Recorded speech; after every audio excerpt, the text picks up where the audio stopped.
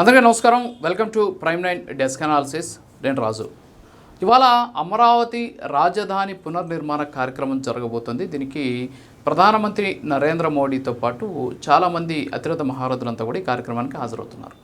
అయితే ఎస్పెషల్లీ చాలామందిని అంటే పారిశ్రామికవేత్తలని కొంతమందిని, అంతేకాకుండా పెట్టుబడిదారుల్ని, అలాగే ప్రజల్ని, పార్టీలని అందరినీ కూడా ఇప్పటికే ఈ కార్యక్రమానికి ఆహ్వానించినటువంటి సిచ్యువేషన్. అయితే ఇప్పుడు చిరంజీవిని కూడా ఈ కార్యక్రమానికి హాజరు కావాలని చెప్పేసి ఆహ్వానించారు.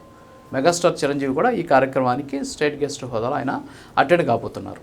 సో ఆయన కూడా రావాలని చెప్పేసి ఆహ్వానం పలికారు. కేవలం ఇప్పుడే కాదు, 2015లో ఆ ప్రాంతంలో కూడా రాజధాని అమరావతికి సంబంధించిన శంకుస్థాపన కార్యక్రమంలో చిరంజీవికి ఆహ్వానం పలికారు. ఆహ్వానం పలకడం అంటే ఏదో ఒక పోస్ట్ను పంపించడమో లేకపోతే ఎవరితో చెప్పి పంపించడమో కాదు. అప్పుడు అయ్యన్న పాత్రుడు లాంటి తెలుగుదేశం పార్టీకి సంబంధించిన సీనియర్ నాయకులు, అలాగే బీజేపీకి సంబంధించి అప్పట్లో మంత్రిగా ఉన్నటువంటి కామినేని శ్రీనివాస్, సో ఇలాంటి వాళ్ళు వెళ్ళి చిరంజీవిని స్వాగతం పలికినటువంటి పరిస్థితి.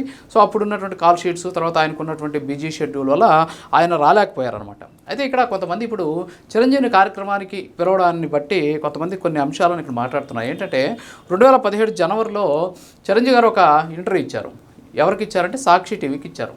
ఇచ్చేటువంటి సందర్భంలో ఆ ఇంటర్వ్యూ చేసింది రోజా ఇంటర్వ్యూ చేసినటువంటి సందర్భంలో ఆమె సినిమాకు సంబంధించినటువంటి అనేక అంశాలు, సమకాలీన రాజకీయ పరమైనటువంటి అంశాలతో మాట్లాడుతూ కూడా చిరంజీవి గారిని కొన్ని ప్రశ్నలు అడిగారు. ఏంటంటే అమరావతి రాజధానికి సంబంధించి మాట్లాడేటువంటి సందర్భంలో చిరంజీవి గారు మాట్లాడుతున్నటువంటి అంశాలని ఈమె బాగా అంటే ఆయన నుంచి ఏదో రాబట్టాలనేటటువంటి ఒక ఆతృతో, లేకపోతే ఆయన చేత అమరావతి రాజధానికి వ్యతిరేకం, అమరావతిలో రాజధాని నిర్మాణం అనేది రైతులు భూములను కోల్పోతున్నారు అనే అంశాలను ఆయన నుంచి రాబట్టాలని చెప్పేసి కొంత ప్రయత్నం అయితే చేశారు. కానీ సో చిరంజీవి గారు చాలా జాగ్రత్తగా అక్కడ మాట్లాడినటువంటి పరిస్థితి. ఎందుకంటే నాకున్నట్టు సమాచారం అందరూ చెప్తున్నటువంటి దాన్ని బట్టి చూస్తుంటే ఏదైతే రాజధాని పెట్టాలనుకున్నారో అయితే రైతుల నుంచి పంటలు పండేటువంటి భూములు ఎందుకు తీసుకోవడం, సో డ్రై ఏరియా ఉన్నటువంటి ప్రాంతాన్ని తీసుకుంటే బాగుంటుంది అని చెప్పేసి ఆయన చెప్పినటువంటి పరిస్థితి.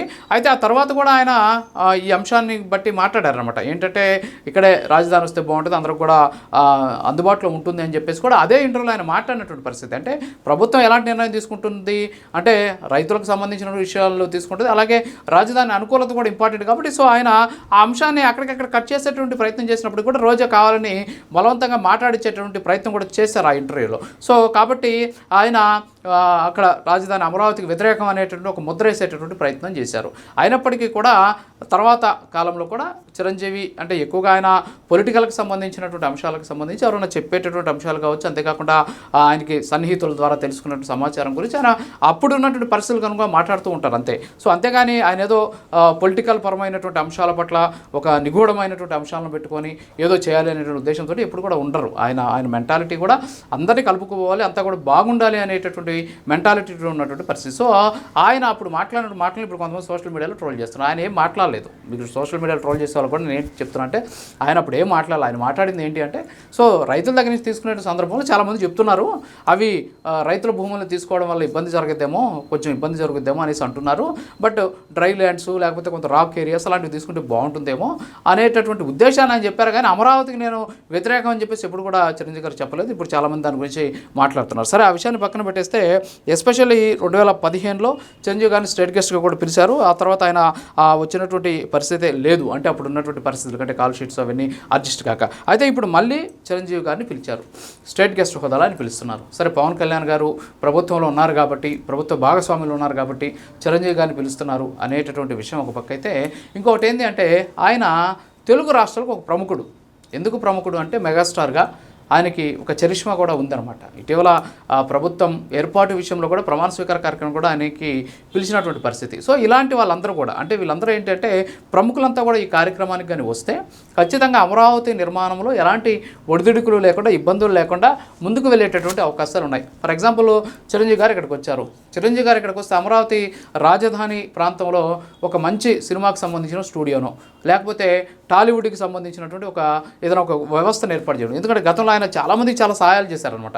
కోవిడ్ టైంలో అక్కడ ఉన్నటువంటి సినీ పరిశ్రమకు సంబంధించినటువంటి వాళ్ళకి కావచ్చు, సో ఎవరైనా ఇబ్బందులు ఉంటే వాళ్ళకి సాయం చేయడం కావచ్చు, సో ఇలాంటివన్నీ కూడా చేసినటువంటి పర్సన్ ఆయన. సో ఆయన కూడా అమరావతి రాజధాని నిర్మాణం అంటే అమరావతి అనేది పక్కన పెట్టేస్తే ఆంధ్రప్రదేశ్ రాజధాని నిర్మాణంలో ఆయన కూడా ఒక భాగస్వామి కావాలి అనేది చంద్రబాబు నాయుడు ఉద్దేశం. సో చాలామందిని పిలిచారు. అయితే ఈయన స్టేట్ గెస్ట్ హోదాలో ఈయన పిలిచినటువంటి నేపథ్యంలో సో ఇక్కడ సినీ పరిశ్రమకు సంబంధించినటువంటి ఒక ప్రముఖుడుగా ఉన్నటువంటి ఈయన పిలవడం వల్ల సో సినీ పరిశ్రమ కూడా ఆంధ్రప్రదేశ్లో అభివృద్ధి చెందడానికి ఆస్కారం ఉంటుంది. అంతేకాకుండా ఈయన ఆల్రెడీ ఇక్కడ ఉన్నటువంటి పరిస్థితుల మీద అవగాహన ఉంది. అంతేకాకుండా ఒక ప్రముఖుడు కూడా ఆయన అంటే చాలా కాలంగా ఆంధ్రప్రదేశ్ అలాగే తెలంగాణ రెండు తెలుగు రాష్ట్రాలతో పాటు దేశంలో ఉన్నటువంటి వివిధ ప్రాంతాలకు కూడా ఆయన సుపరిచితమైనటువంటి వ్యక్తి. మరి అలాంటి వ్యక్తిని పిలిచి హానర్ చేయడం అనేది చంద్రబాబు నాయుడు అలాంటి పనులు మామూలుగా చేస్తుంటారు అనమాట. చాలామంది గౌరవించే విధంగా అంతేకాకుండా అందరూ కలుపుకుపోయే విధంగా చేస్తుంటారు. అందుకని చిరంజీవి గారిని ఇక్కడ పిలిచినటువంటి సిచ్యువేషన్. అంటే చిరంజీవి గారి కార్యక్రమానికి రావడం వల్ల అమరావతి అనేది పక్కన పెడితే ఆంధ్రప్రదేశ్ రాజధాని నిర్మాణంలో ఆయన పాత్ర కూడా కొంత ఉండేటటువంటి పరిస్థితులు ఉన్నాయి కాబట్టి సో ఆయన ఆహ్వానించారు. ఇక్కడ పవన్ కళ్యాణ్ గారి సోదరుడుగా ఒక పక్కన పెడితే ముందు రాజధాని నిర్మాణానికి సంబంధించి అంటే ఒక రాష్ట్రానికి రాజధాని పునర్నిర్మాణం జరుగుతున్నటువంటి సందర్భంలో అలాంటి అంశానికి సంబంధించి ఇప్పుడు ప్రస్తుతం తీసుకున్నటువంటి ఈ నిర్ణయాలు ఏవైతే ఉన్నాయో అంటే ఆయన పిలవడం వల్ల అక్కడ కాస్త సినీ పరిశ్రమ వచ్చేటువంటి ఛాన్సెస్ ఉన్నాయి కాబట్టి సో ఆయన దానికి అనుకూలంగా ఆయన సహకరిస్తారేమో అనేటువంటి ఉద్దేశం ఒక పక్క ఉండి ఉండవచ్చు. సో ఓవరాల్గా చూస్తే చిరంజీవిని ఈ కార్యక్రమం పిలుస్తున్నారు. ఇప్పుడే కాదు 2015లో కూడా పిలిచారు. దీన్ని ఎవరు కూడా చెలువులు పనులు చేయాల్సినటువంటి అవసరం లేదు. అంతేకాకుండా గతంలో ఆయన రాజధానికి నిర్మాణం వ్యతిరేకం ఉన్నారు కదా, మరి ఎందుకు ఆయన పిలిచారంటే చాలామంది చాలా రకాలుగా మాట్లాడినటువంటి పరిస్థితులు గతంలో కూడా చంద్రబాబు నాయుడు గారు మోడీని తిట్టారు, మోడీ చంద్రబాబు నాయుడు గారిని తిట్టారు. సో చాలామంది అంటే కొంతమంది ఏమో 3 రాజధానికి వ్యతిరేకం ఉన్నారు, కొంతమంది అమరావతికి వ్యతిరేకం ఉన్నారు. సో ఇవన్నీ కూడా మాట్లాడారు. సో ఇవన్నీ కూడా ఈ రాజకీయాల్లో ఇలాంటి శాశ్వతమైనటువంటి శత్రువులు మిత్రులే ఉండరు. అలాంటిది శాశ్వతమైనటువంటి స్టేట్మెంట్ ఉండాలని కూడా మనం భావించాల్సినటువంటి అవసరం లేదు. సో చిరంజీవి రాకతోటి ఖచ్చితంగా ఆంధ్రప్రదేశ్కి కాస్త సినీ పరిశ్రమ సంబంధించి అంటే తెలంగాణలో ఉంది. సో దాంతోపాటు కొంత భాగం ఇక్కడ కూడా వచ్చేటువంటి ఛాన్సెస్ ఉన్నాయనేటటువంటి వాదన అయితే వ్యక్తమవుతున్నటువంటి సిచ్యువేషన్. ఇది వాటి డెస్క్ అనాలిసిస్. మరో అనాలిసిస్ మళ్ళీ కలుద్దాం. నమస్కారం.